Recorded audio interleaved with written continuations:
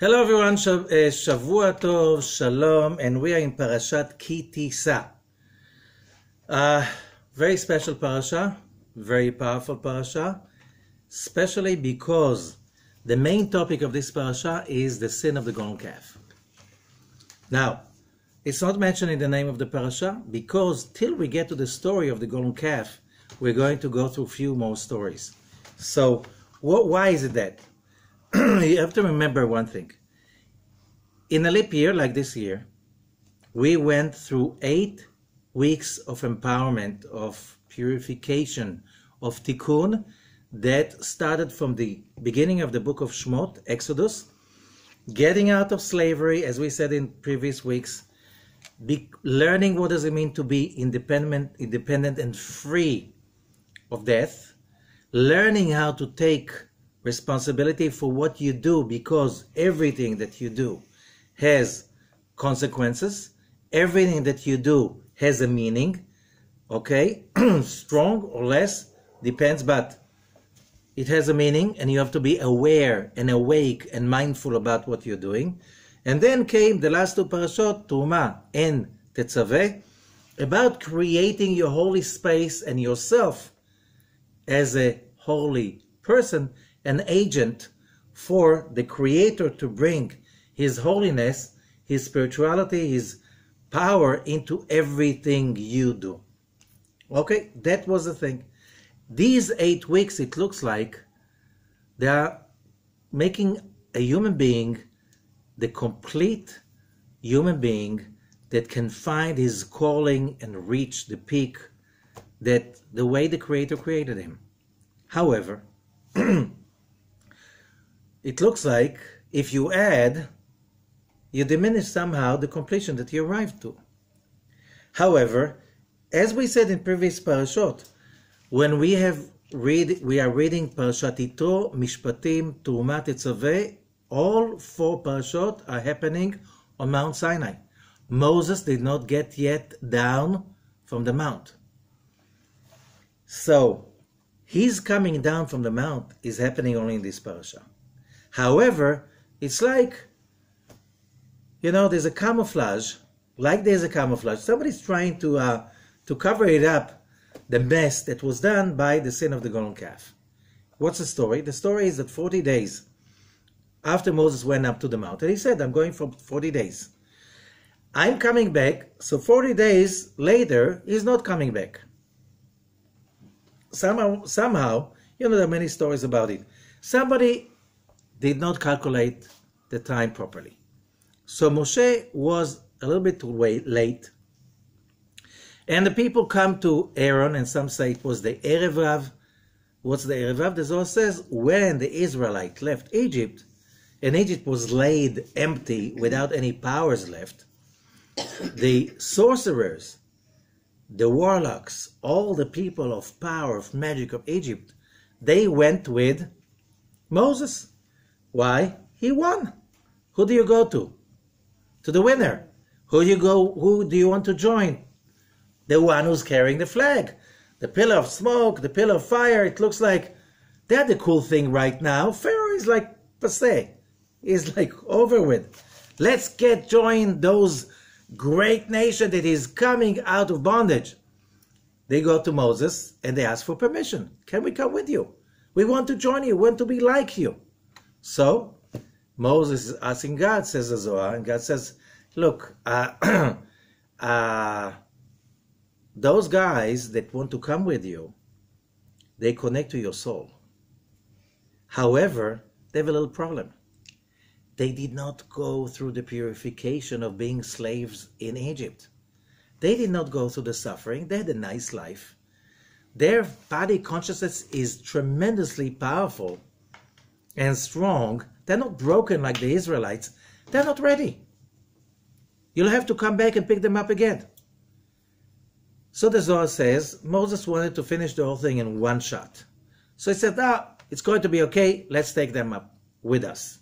So, the Israelites, the children of Israel, of Jacob, they were somehow okay, but those guys, they were coming to Aaron and saying, we don't know this guy, Moses, where he, This guy, Moses, what's his name? Moses. He took us out of Egypt. Where is he? We have no idea. Make us a God. There are many versions to that.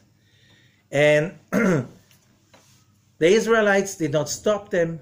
Some say they joined them. It doesn't matter. And you know what? There's a saying, a Hebrew saying, Al tadun adam ad shelo tagia limkomo. You cannot judge a human being unless you're in his place. And you know what? He can never be in someone's place. Because you're different, he's different, the situation is always different. He can never judge somebody else. So why is the Torah bringing the story to us? The Torah is bringing the story to us to learn something very, very important. Here we have the Israelites getting out of Egypt after 10 plagues, seeing the splitting of the Red Sea. Water is coming out from the rock. The manna is coming, the food is coming from the heavens. Okay, the quails are coming from nowhere and suddenly they appear and you have like tons of meat to eat. And you come to Mount Sinai and you have this like most amazing experience of tasting heaven. Okay? And 40 days later, you mess it up.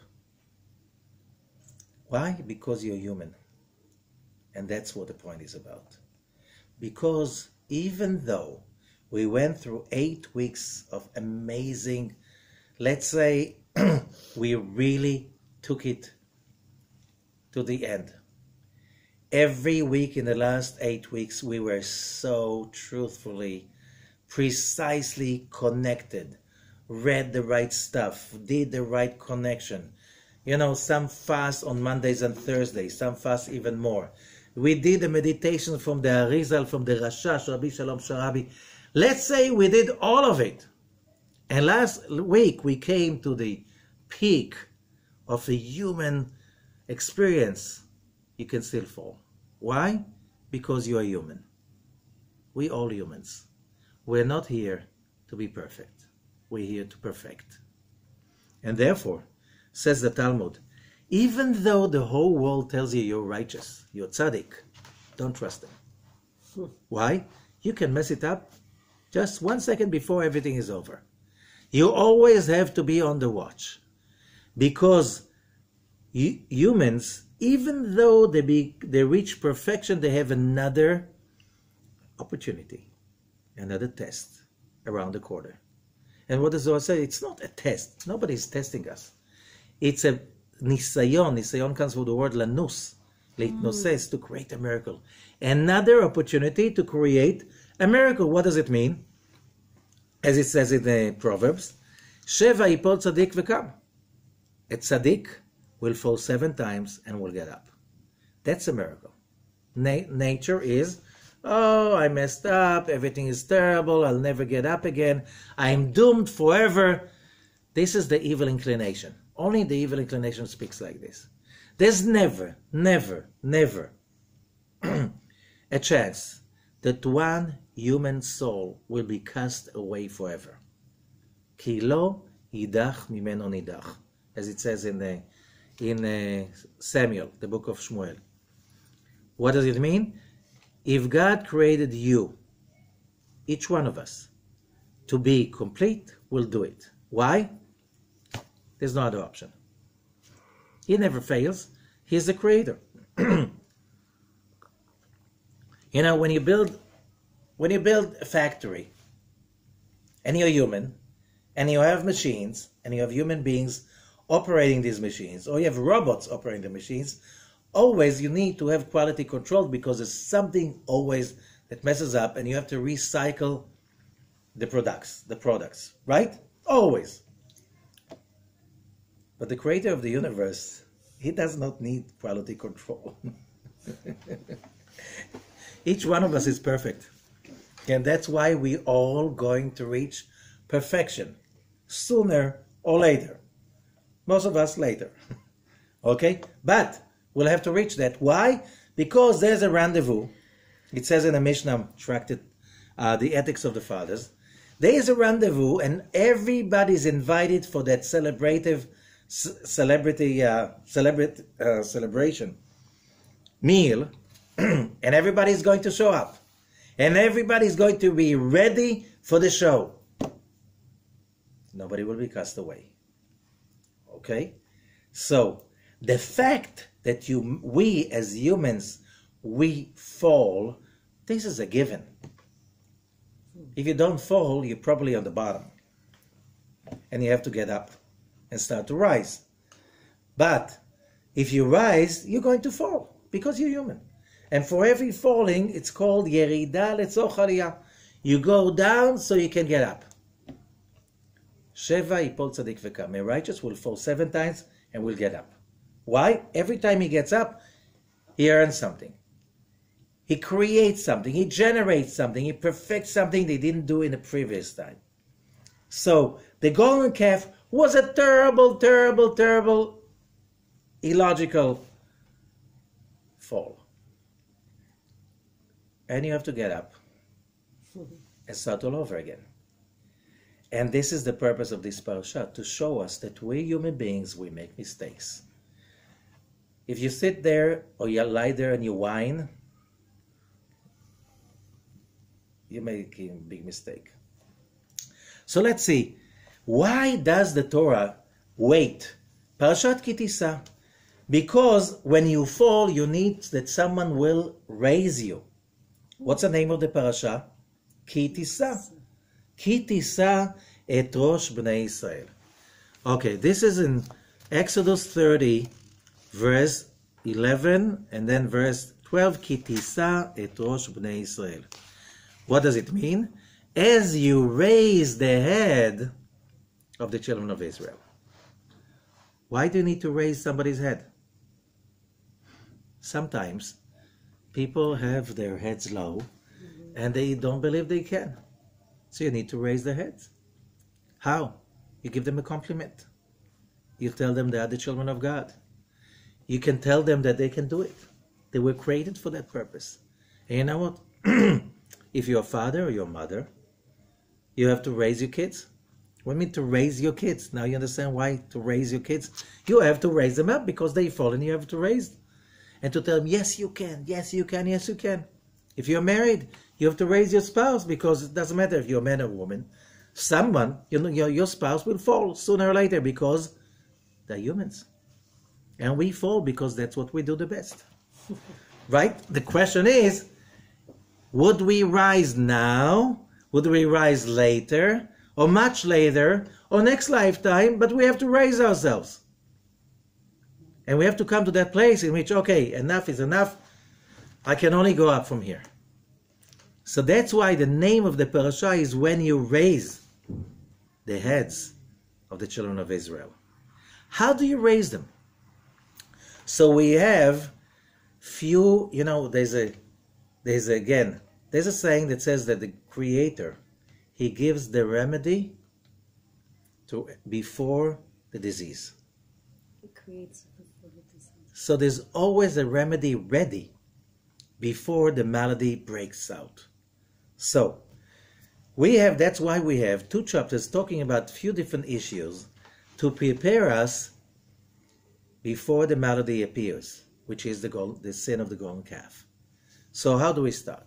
So we start first of all Ki Tisa, and as we said, this is in chapter 30, verse 11, and that the first thing is about how do you prevent Negef. What's Negef? A plague. Mm-hmm. How do you prevent calamities? And it says the best way to do it, and that will be from verse 11 till verse 16. And it's talking about the half a shekel. Now, this story of the half a shekel is being read twice in this season. Once, Parashat Ki Tisa. Second time, the Shabbat before Rosh Chodesh Adar. In this leap year, it's before Rosh Chodesh Adar 2. Now we are Adar 1. Okay? So, we're going to read that again in a few weeks. Right? Why? Because it says, Ki Tisa et Rosh Bnei Israel. How do you raise their heads? You count them. How do you count them? Oh no, you don't count them. They're not cattle. You don't count people. They're not cattle. How do you count them? You collect from each one of them half a shekel and you count the money. So, because when you count people, you limit. The word lispor, the shoresh samech peiresh, means to limit. That's why you call the sfira. It's illumination within a limitation. Because samech peiresh is also the shoresh of sapphire. You know, sapphire is a Hebrew word. Sapir, a shining stone. So there's a game of words which samech peiresh means to shine, and it means in a limitation. So you don't count people because it limits their life energy. So what do you count? Left shoes. Okay, each one gives a coin and you count the coins. That's how you count them. So how do you count them? Half a shekel. Beshekel HaKodesh, in the holy shekel. 20 gira shekel. Now we learn that the biblical shekel was made of 20 units called gira. The modern Israeli shekel is more like the modern coins that are divided into 100 units. Here it's 20 units, which is not very much different metaphysically. Machatzit a shekel, so how much each one will give? Half a shekel. Every year you have to give half a shekel. Usually you have to do it before Purim, before the reading of the Megillah of Purim. And what is that half a shekel? Teruma LaHashem. What did we say teruma is? Raising again. How do you raise yourself? By giving. Okay, כל העובר על הפיקודים בין 20 שנה ומעלה, ייתן תרומת השם. Everyone, 20 years and up, you have to give half a shekel. העשיר לא ירבה. If you're rich, don't give more than half a shekel. והדל לא ימעיט. And if you're poor, you don't give less than half a shekel. Only you give half a shekel. Okay, לתת, לכפר על נפשותיכם, to atone for your souls. What is this half a shekel story for? Which till today, this mitzvah is being carried out. And you give half a shekel, and if you're really precise about it, you make sure to know how much is half a shekel. You know, half a shekel is about 22 grams of silver, as far as I remember. And half of it is 11 grams of silver. You check how much is in the market. And that's the amount of shekel that you give. Some say it's half the coin of your country. Some say, no, you have to do it right.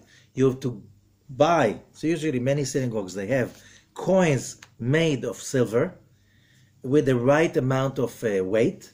You can also buy it online from the Israeli Society of Coins. And then you can buy the legal half a shekel. And then what you do, you buy that half a shekel with its official price for that year, and then you donate it. The one comes after you, he buys the half a shekel, and then you donate it. And how do you donate it? You raise it, Tisa, to the level of your eyes. What are you doing at that time? So the Zohar explains to us. בורא, הרי העמידו, שאין ברכה עליונה שורה על דבר שנמנע. It is known that there's no blessing on something that is being counted. ואם תאמר ישראל איך נמנו, so how do you count the Israelites? אלא לקח מהם כופר נפשם. He took the atonement for their soul, which is half the shekel. So you know what if you don't have change? Why don't you make them give a whole shekel? Why half a shekel? והעמידו, and you know, today we know exactly the amount of the half a shekel because in the excavations lately in Jerusalem, they found a huge amount of coins of the shekel. And all of them had the same weight exactly. Everybody knows now because, you know, during the Dark Ages, the rabbis were arguing what was the exact amount or the weight of half a shekel. Now that you find in Jerusalem around the temple so many coins of the same amount, you know exactly the weight. And there were several coins, exactly the weight. Now you know what it is. Okay? So, Shelo, and then they didn't count till everything gets together. The Zohar says, נמצא שמתחילה מברכים את ישראל ואת קבלת הכופר. So in the beginning everybody's being blessed, then you collect the half shekels, and then you count them. And then by this it says ולא נמצא בהם נגף. By this you prevent the plague. Why preventing the plague in people giving donations? Okay, why half a shekel and not something else? Now the answer is like this. What is half a shekel? So the Zohar says that the half a shekel, 20 גירה שקל, כי במדרגה השלמה יש בה 10 ספירות. In a complete level there are how many ספירות? 10. As you say, you want, what do you want? Whenever you want what kind of marriage life do you want? 10, right? 1 to 10, you want 10. Mm-hmm. You want a restaurant, what kind of food you want? 1 to 10, 10. You eat at home, what kind of food do you want to eat? 1 to 10, 10. You want to send your kids to education, what kind of education you want to send them to? 1 to 10, 10. You want everything 10. The Zohar says, but 10 is what you want. And you know what? It's totally legal. It's totally accepted, not just accepted. You're supposed to want 10. Why? What do you think? The Creator created you, His precious creation, to get 5, to get 3, even 8, 9.5. No, you're supposed to get 10. You didn't get 10, you have to come back again. Till you get 10. You have to get the 10. Why? Because the Creator created you to get 10. And that 10 is 10 levels of what is called direct light. The light of the Creator comes directly from Him, and it's always 10. Unless you sabotage, you don't believe you deserve it. You know, I just want a little peace. I don't want to be happy because I can mess it up. So, you know, no expectations. You know what? You'll have to come again till you want 10. Okay, so you better do it now. Start wanting 10. However, there's a little problem. If you wanted 10, you have to give 10. Because Rabbi Ashlag explains, after the Tzimtzum, in the beginning everything was perfect. And then there was a Tzimtzum. What was the Tzimtzum? We couldn't get the light. Why we couldn't get the light? Because we were created in His image. Big H. His image. What does it mean? That we have two of His traits. Being a creator and being a giver. When everything is perfect, you cannot create anything and you cannot give anyone. Why? Everybody's stuck with so much they want to give and nobody has any space to get. So we contracted, we pushed away all the light, and this universe is being created. In this universe, we can create beautiful things out of unfinished stuff. So the Creator created everything like almost complete, and then we just have to do the finishing. You know, when somebody says that he is a farmer, he's growing peaches. Do you really grow peaches? No, they grow. God makes them grow. He just, you know, help them grow. You don't grow them. They grow because of the power of God in them. That's how they grow. The light of the Creator makes them grow. There's an angel for every tree, it says, to make it grow. So, do you grow peaches? No, you just give them the environment so they can grow. But they grow. Oh, you raise kids? They grow? How do they grow? You make them grow? You pull them? What do? No, they grow by themselves. You just have to supply the best environment for them to grow the best. But they grow. The light of God makes them grow. Right? So, most of the stuff, the Creator does 90-something% of the job, and we just have to finish it. We just have to do the cosmetics, to put it together like a jigsaw puzzle, right? You just take the pieces, put them together. As we said many times, how do you build a house? You take stuff, you put them together, right? You don't make it from scratch, okay? The paint, do you make the paint by yourself? No, you buy it ready. Do you create the sink by yourself, the sinks by yourself? No, you go to a special place, and you go another place on the online, till you find the sinks you want. Correct? Everything, when you don't build the house, you just collect stuff and you put them together. You're like a child playing Lego, right? So, by this, you feel like you are a creator. You're not creating. You just put things together. Like you go to IKEA and you put it together and you say, I built it. You didn't build it. You just put it together. It was ready. 99% ready. You just made the last stage and you're so proud of yourself. You know what? That's okay. That's okay. That's how the universe is structured. So, however, says Rabbi Ashlag, the moment there was a tzimtzum, the desire to receive cannot be anymore a vessel to receive. The fact that you want is not enough. It's not a legal vessel for happiness. As I say many times, I met a lot of people that told me about their lives. I never met happy, selfish people. The fact that you want is not enough. If you want it then, you get 10 because the Creator doesn't, He gives you. You want 10? Here it is. What's the problem? It's not a legal vessel for the light. The direct light, when it comes in, has a nature of exploding.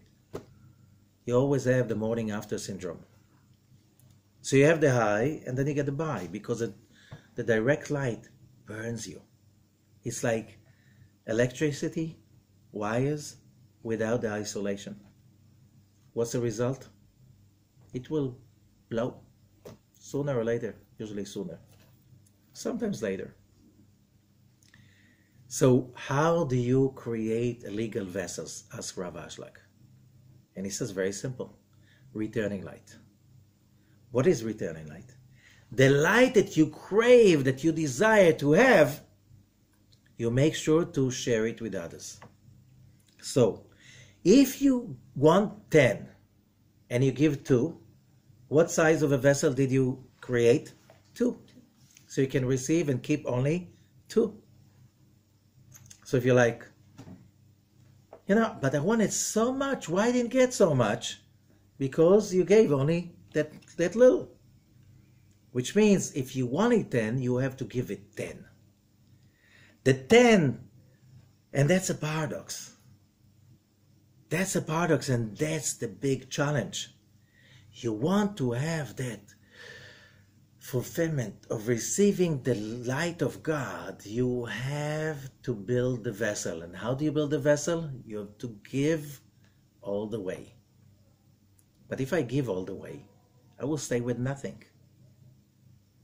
Did you notice that the happiest people on earth are the ones who give with all their hearts? They are the happiest people. The ones who give without making any accounting, they just give because that's their calling. So you give 10, you build a vessel that is called the returning light, which means the light that you wanted, you crave for, but you say, I cannot have it before I share it. So as much as you want to receive, there's as much as you want as you're supposed to give. So let's say you have a problem with your life, and you need a big, huge miracle to get out of this problem. What do you have to do? To make a big miracle, getting out of your way, which means not 1 step out of your way, not 2 steps out of your way, not 10, not 3, not 5, not 6, 10 steps out of your way. When you reach the 10th level out of your way, bang, like there's these theme parks of the old times, you have to bang it and it has to jump all the way up until it bangs. When it reaches the 10th level of giving, then all the direct light has something to encompass it, to hold it in, to enclose it. It doesn't burn you anymore. It can rest in your vessel. You created a complete vessel. So that's why a complete vessel has how many units? 20. 10 of returning direct light and 10 of returning light. And that's why the whole shekel Shekel kesef. Kesef means in Hebrew, it's again a game of words. Kesef means in Hebrew, money. Kesef means in Hebrew, silver. Kesef means in Hebrew, cravings, kisufim, which means money arouses cravings. Money, but silver. This holy shekel was made of silver, not of gold. Why? Because silver is white. And when you give white. When you receive, this is red. So the holy shekel was only made of silver. So if you came to Jerusalem, you wanted to give the holy shekel, and you had a lot of gold, you had to exchange the gold into silver, and you gave the holy shekel in silver. Now, why? You do it the same. Redemption of the firstborn, you do with 5 coins of silver. When you do the holy shekel, you do it with silver. Okay? In many Jewish communities in America, they used to collect the half silver dollar and to use that for the half a shekel. Okay? Now, so what does it say? When you keep building your vessel this way, you have to take care of the 20 sfirot of the returning light. The Creator will take care of the other 10. They will come. That's why it says that you give only half a shekel.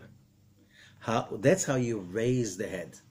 When a person is building these 10 levels of returning light, of genuine desire to help and to share and to care, by that moment you're just building a vessel for the 10 sfirot of the Creator to come in.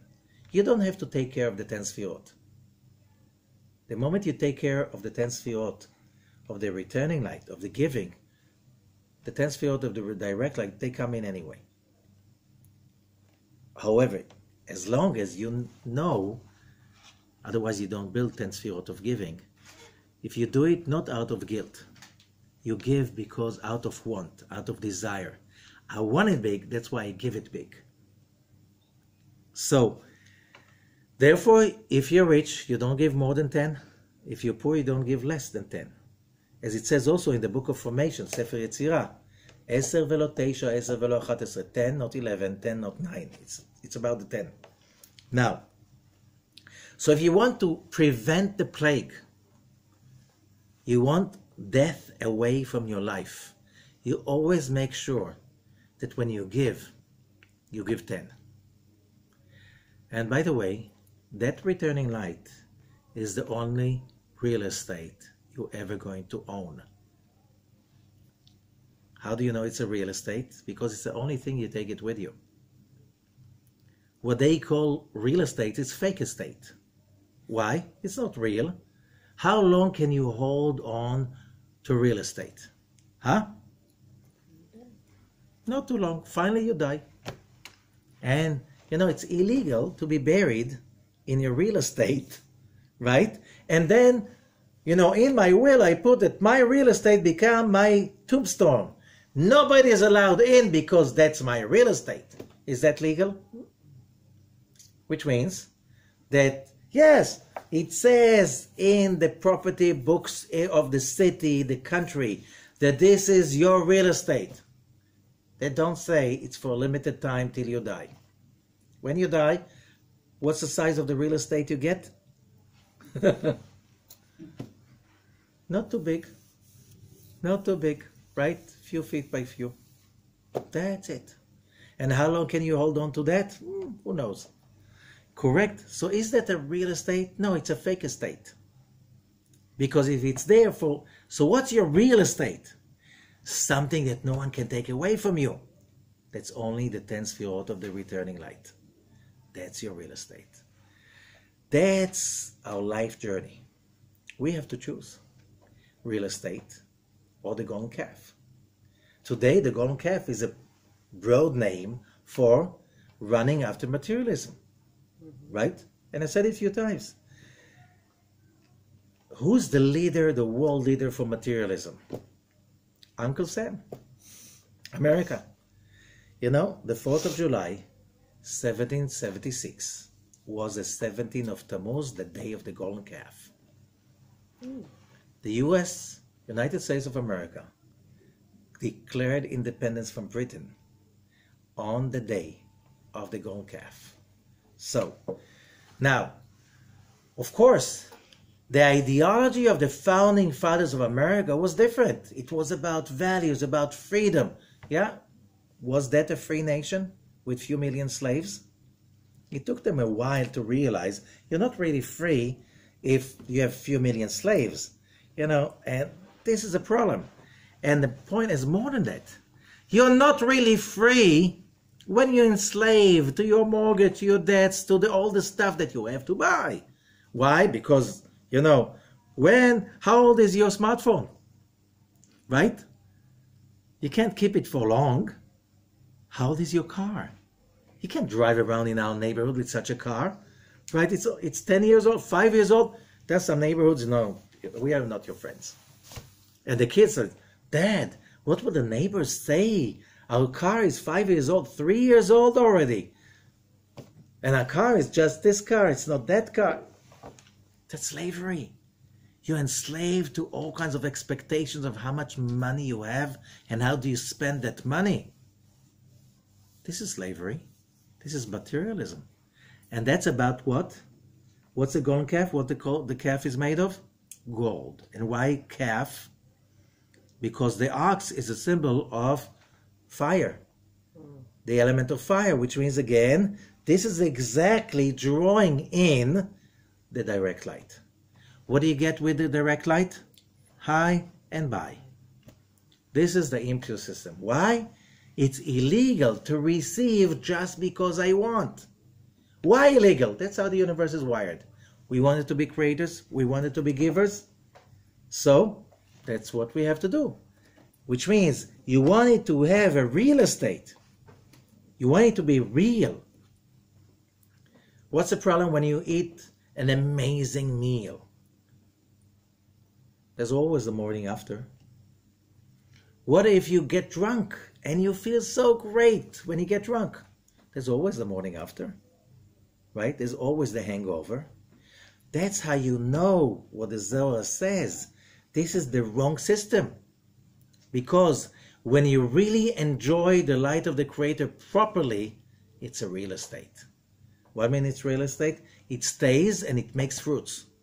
Because when you achieve something on a proper, holy way, you build a vessel. And when you build a vessel, that vessel stays with you. You know what happens when it stays with you? It gives you self-esteem. It gives you the trust. Wow, it worked and it stays. It brought me up to here. That's raising. That's how you raise the half a shekel. That's a returning light. It's from bottom to the top. What's a normal thing? People think, you know, you get it from outside in. It's all for me. What's retaining light?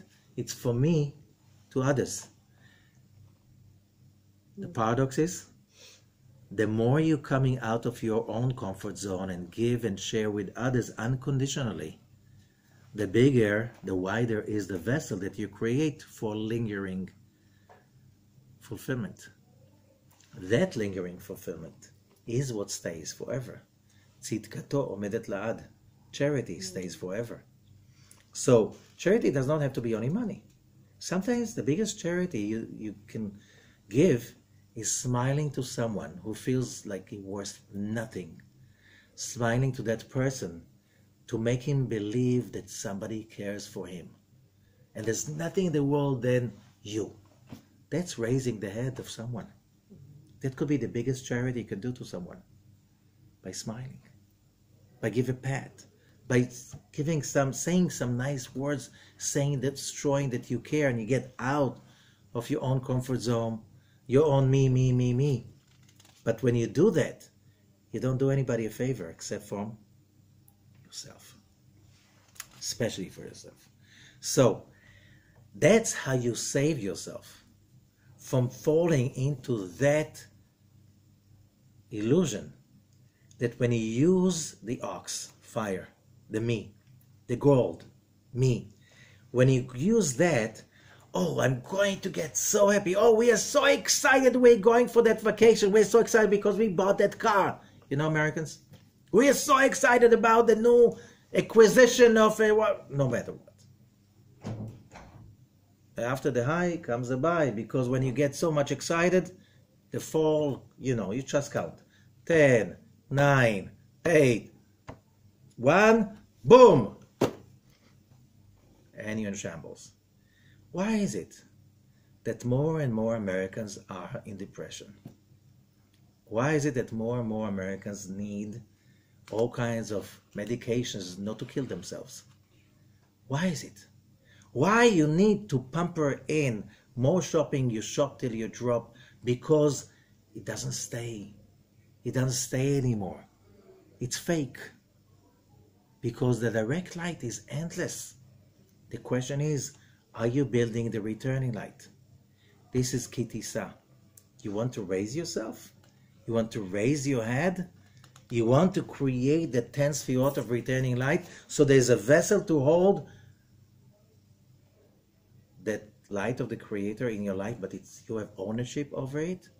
You have to give that half a shekel, which means that's a consciousness of half a shekel every day of your life. Is that all the remedies? No, there's another remedy. After the story of the half a shekel, we have another story. It looks like nothing connected to it, because here it's talking about copper. Verse 17, chapter 30. וידבר השם אל משה לאמור, ועשית כיור נחושת.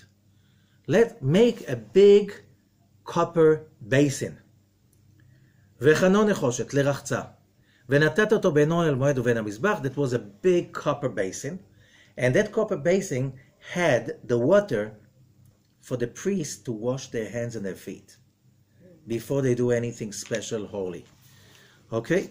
ורחצו אהרון ובניו ממנו את ידיהם ואת רגליהם. Verse 19, and Aaron and his sons will wash their hands and their feet when they come to the holy.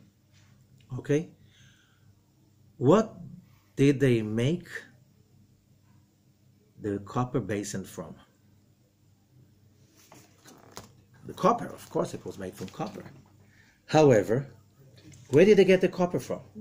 So the sages are saying the copper was made, at that time there was no, mirrors like we know. So what they used as mirrors, the women, copper, polished mirrors. The basin that the priest had to wash their hands and feet before they go into the holiness was made from the mirrors of the women. Every woman coming to the temple would look at the basin and say, that's my mirror over here. Everyone had a share. Even if you've been and, you're not rich, you don't have so much, but you had a copper mirror. You gave that mirror. Why? So everyone will have a share. Again, what do you do with that? When it's a composition of people giving together. Same thing with the half a shekel. What did they do with the half a shekel? They collected all the silver, and with that, they made the bases of the Mishkan. That was, most of it went to there, which means everything, that they were in the desert. Sometimes it's sand. How do you stabilize the wood of the walls of the Mishkan? The wood was acacia wood, and it was standing on silver bases, and that's how he stabilized it. So again, everyone coming saw his own, my half a shekel is here. The whole Mishkan, the whole tabernacle is standing on my half a shekel. Everybody felt his part of it. Everyone gave his own. If you're rich or not, every woman gave only one mirror. The result was this impressive basin that the priests were washing their hands and feet from. So you have the same concept coming again. Okay? What's next? 22. וידבר השם אל משה לאמור, ואתה קח לך בשמים ראש מור דרור 500. Okay, you should take besamim is herbs with good smell. ראש שמו דרור 500 וקינמון בסם מחציתו 50 ו200 וקנה בושם. What's קנה בושם? קנה בושם, a lot of commentators saying קנה בושם cannabis. It's from Hebrew, קנה בושם. קנה in Hebrew is a reed. Bosem means with a good smell. Okay, not all the reeds have a good smell. Kane bosem, the kane that has a special smell, cannabis. They made with that cannabis, together with the other spices, ועשית אותו, verse 25, שמן משחת קודש רוקח. You make a holy ointment. מרקחת מעשה רוקח, שמן משחת קודש. That was the holy ointment. ומשחת בו את אוהל מועד. And you anoint every part of the tabernacle with that holy ointment. Okay? How do you, what's the verb? ומשחת. And what's the one who's being anointed? Mashiach. Mashiach means the one who has been anointed. That's what Mashiach means. Okay? So, it was not just olive oil. It was olive oil together with all of these other spices. Cinnamon was also part of it. Okay? And they put together and they made that ointment that later on was anointing also ואת אהרון ואת בניו תמשך, and Aaron and his sons, you anoint them to be the high priest. That's why till today there is a whole expression anointing a priest and anointing a king. A king is the one that the Holy Spirit came on him through the holy anointment. Okay, ointment. Al besar adam lo yisach, you never put it on a person's flesh. Okay? ובמתכונתו לא תעשו, and you never make something in that structure for anything, only the ones who make it for the temple. קודש יהיה לכם. איש אשר ירקח כמוהו, whoever will make as such, ירקח. What's ירקח? Is to, when you create a chemical or something, that's why a pharmacy in Hebrew is called Beit Mirkachat. And you have in America, you have a company called, people call it Youdkevitch. It's not, it's Rokeach, the pharmacist. But they don't know how to read it. Okay? They're making ointments and medications and stuff like this that is made of all kinds. You know, you take all kinds of spices and put it together and you make all kinds of remedies and stuff like this. איש אשר ירקח כמוהו ואשר ייתן ממנו הזר ונכרת מעמיו.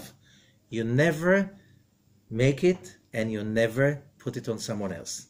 That is for the use only, for the holy temple use. Which means, we know very well, people have, who doesn't? Addictions. Why?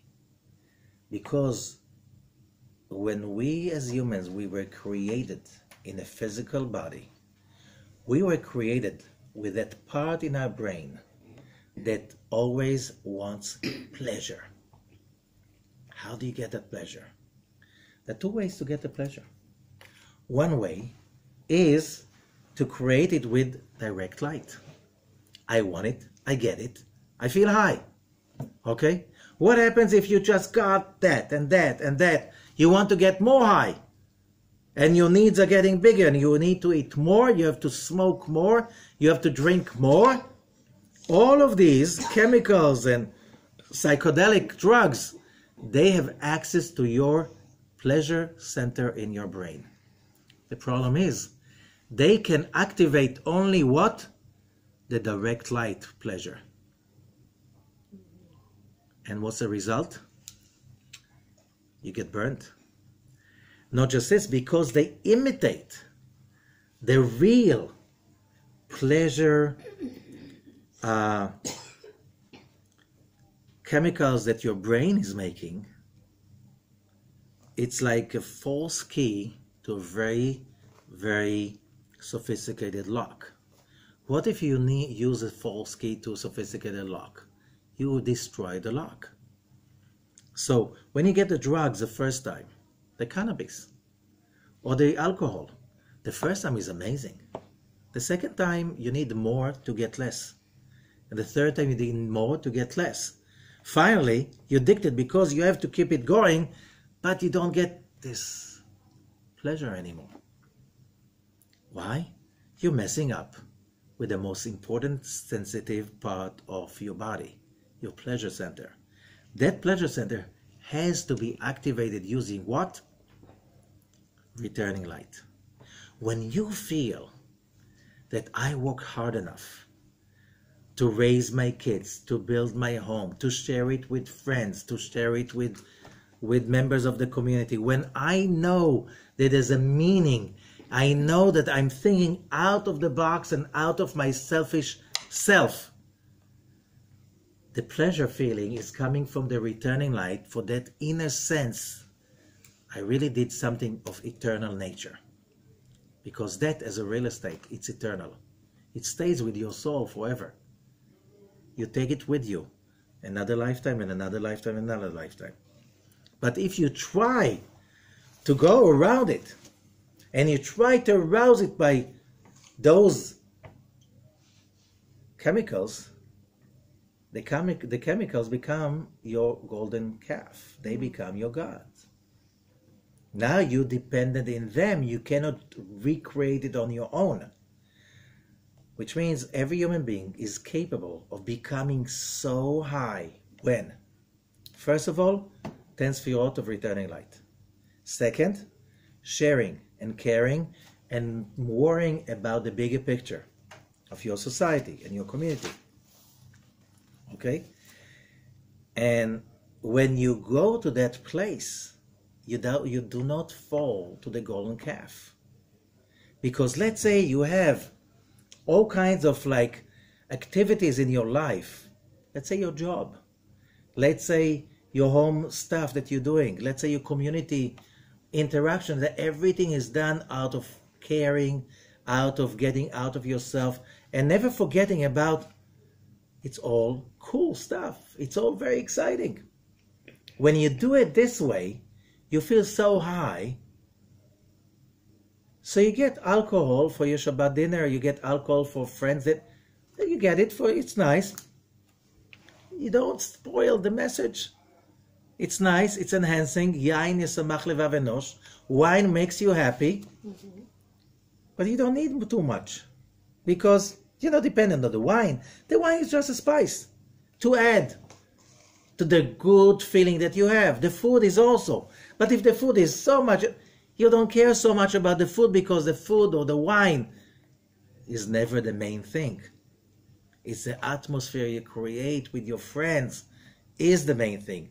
The atmosphere you create with your helping others, that's the main thing. So, people who live like this, their probability to become addicted to anything, slim to none. Let's say they have to go through an operation and they get morphine. The chance they're going to become addicted to morphine, slim to none. They go back to their lives. When you become addict, when you have no other way to the high feeling. So you just do it from a selfish reason, small selfish reason, and every time you do that, it gives you an instant relief and an ongoing pain afterwards. Because you just drew in direct light. Poof. But there's another thing. Here comes to one very special one. Verse 34. Verse 34, Vayomer Hashem in chapter 30, El Moshe, and the Creator tells Moses, Kach lecha samim. How do you translate it into Hebrew? Take drugs. That's what it says. What this drugs was made of? Nataf ushchelet v'chelbena You go to this list in the English, I don't remember all of them. You have galbanum, you have ulevona, you have myrrh, and you have all of these spices. ועשית אותם קטורת רוקח, and you make incense out of it. מעשה רוקח ממולח טהור קודש. So, but then it says, verse 38, איש אשר יעשה כמוה להריח בה וניחת מעמיו. A person who will do it just to smell for himself, he will be cut off. Why? Only the Kohen could use it in the temple work. Why? When he did it, it's like drinking wine. When you drink wine for Kiddush, you drink wine in a Sudat Mitzvah. The wine is not the essence. The wine is just a spice. The wine is not an issue. What if you didn't have wine? We can have the party without the wine. Because the wine is just a spice. It's like an add, to add something to make it nicer. When you do it as the thing, it takes over you. You have a party, what for? To get drunk. Never ends well. Always, it gets you lower and lower because that becomes direct light. Because wine does draw the light from above. If you don't share it, if you use it just for your own, had a bad day at work, in the office. Oxa, come home and get drunk. What? You had a bad day, fix it. Fix it. Why did you have a bad day? You didn't give. You just took. You thought just about taking. So, build up the giving. Build up the sharing. Don't blame anyone. The Ktoret. So what do we do with the Ktoret? Nobody's supposed to make it. Only there was one special family. They had the secret for thousands of years. And when the temple was destroyed, the secret got lost. So what do I need to read it for? Says the Zohar as follows. You should read this story of the making of the incense is enough to save you from trouble. Just reading it twice a day, every day. So, if you take the Hebrew prayer book, take it with English translation, or with any language you want. In the beginning of the morning prayer, you have the story of making the incense. Read it. Read it, and the Zohar says when you read it to awaken that energy, because that energy of the incense, just reading it, will remove from you evil eye, evil inclination, idol worshipping, addiction. Just read it in order to tap into the light of the Creator. That's enough. You don't need the drugs themselves. You just need the reading of it. So you have it in the prayer book. You have it in the morning, before the morning prayer, before Dana Bekoach, in the morning prayer, in Shacharit. And you know what? You have it a second time, before the end, the last part of the prayer, of the morning prayer, is Aleinu Leshabeach. You have it again. Why? Rabbi Ezekiel says, you went up during the prayer to higher levels, you bring down all of that light, you can lose it. So you read the incense all over again, to protect yourself, your environment. When there's a big problem, you get 10 people to read together the story of the incense. If you have a whole city with a problem, you get 4 minyanim, 4 groups of 10 people. You put them in 4 directions, you make them read it. Each minyan, each group of 10. It's like it's a whole art. I'm not going to into the details, but you want to eliminate negativity and idol worshipping and golden calf energy from yourself, you have another remedy. Okay, so after the Ktoret, now you have about the building of chapter 31. That's about the building of the tabernacle and the artists of the tabernacle.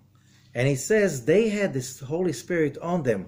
And what do? As we said, every person has to see his life, his business, his home as its temple. You build it like this, you will be protected.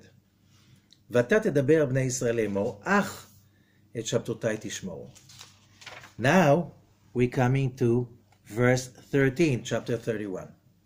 ואתה תדבר בני ישראל לאמור, and you talk to the children of Israel, and tell them, You observe my Shabbat. Ki oti beini uvenechem. This is a sign between you and me. What is the Shabbat? Why? And what's the connection between Shabbat and you know what? How many times were we read about Shabbat? Since the beginning. We had few times already. The mentioning of the Shabbat. Why? Because it says,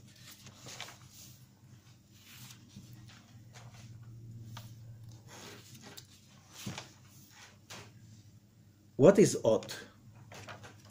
Ot means a sign. In Hebrew it means also a vibration. A radio signal is ot. Electric signal is ot. Computer signal, it's ot. Okay, we're talking about a broadcasting. Every Shabbat is a broadcasting of what? Of the energy of peace and pleasure. On Shabbat, you don't have to walk, you don't have to put things together in order to make it happen. Vekarata la Shabbat oneg. And you call Shabbat a pleasure. Oneg is the pleasure of the light coming from the Creator. When you're connected weekly to the pleasure of Shabbat, your batteries are charged. Your danger of falling into other addictions is becoming so impossible. Why? Because when you train yourself to connect to the light available on Shabbat, the Sabbath is not just a day you don't do anything. No. A lot of people, Shabbat for them is the busiest day. A lot of guests, a lot of food, serving, whatever. So, are they working? No. On the Shabbat, you do not deal with unfinished stuff. You deal only with completion. Ready food. You just have to serve it. What's the point in Shabbat is connecting to real pleasure. It's available. The energy is there. That's the signal of Shabbat. The signal of pleasure. It's the wave. When you go on the wave of Shabbat, how do you do that? There are prayers, meditations. How does it start? The first thing, Ana Bekoach. Why the Ana Bekoach? To raise you above the physical world. In Kabbalat Shabbat, oh, you have some sounds before. Not everybody says that. But the Ana Bekoach, it's like getting you above. And then you can draw in the pleasure. What pleasure? Just think about it. Train yourself to do that. Shabbat is the time to recharge with the energy of pleasure. And what do you have to do for that? Just think about it. Just train your brain to bring the pleasure of the Creator, and you do not need to create returning light. Although, it's better to have Shabbat with a lot of people so you share with them. You feel better with that. When you do that, you are immune. You're not hasty. Where's Moses? Where's Moses? We need a quick fix. Let's make a golden calf. We don't really know what happened there.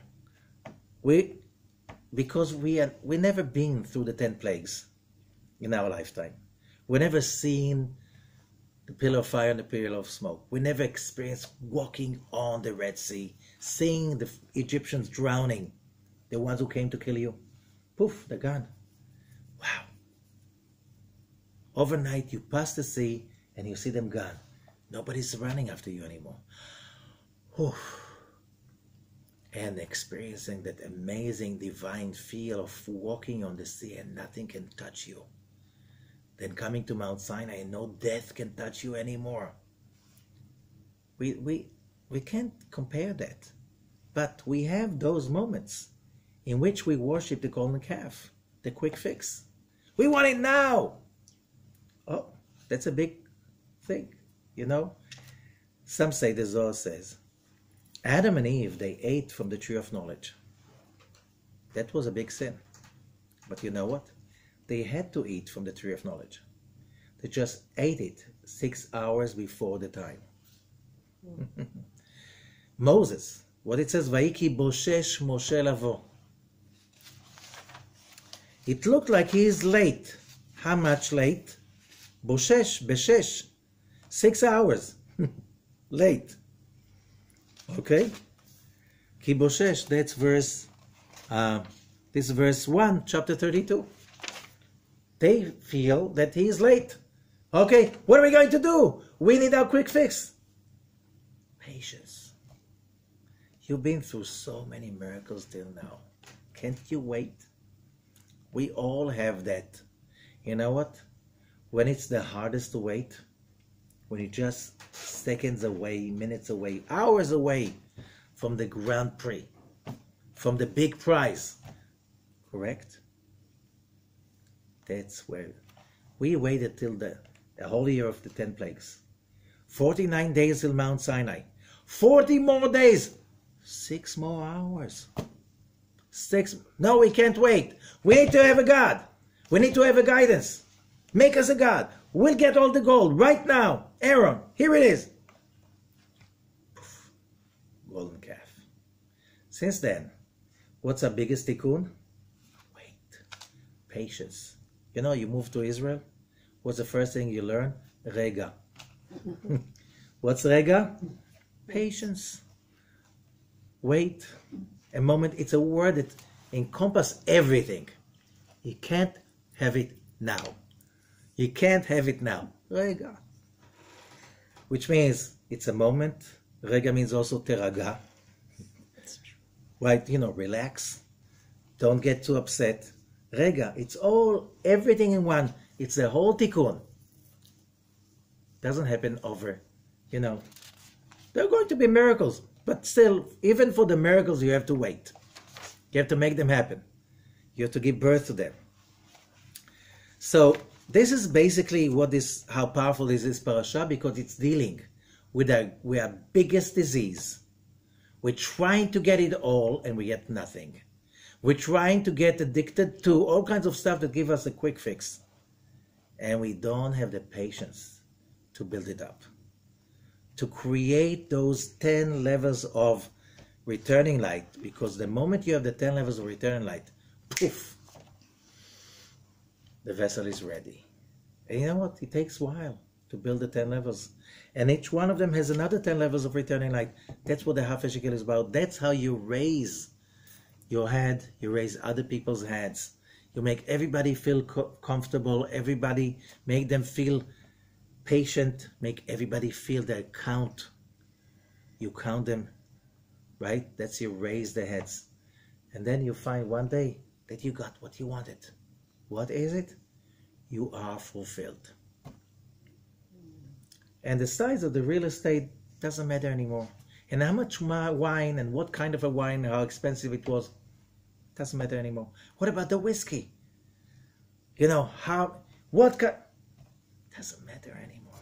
It's nice, but it's never the main thing. It's not the golden calf you're dancing around. It's a little spice that you use here and there to make life nice. That's what's created for. Good luck with that. Thank you so much.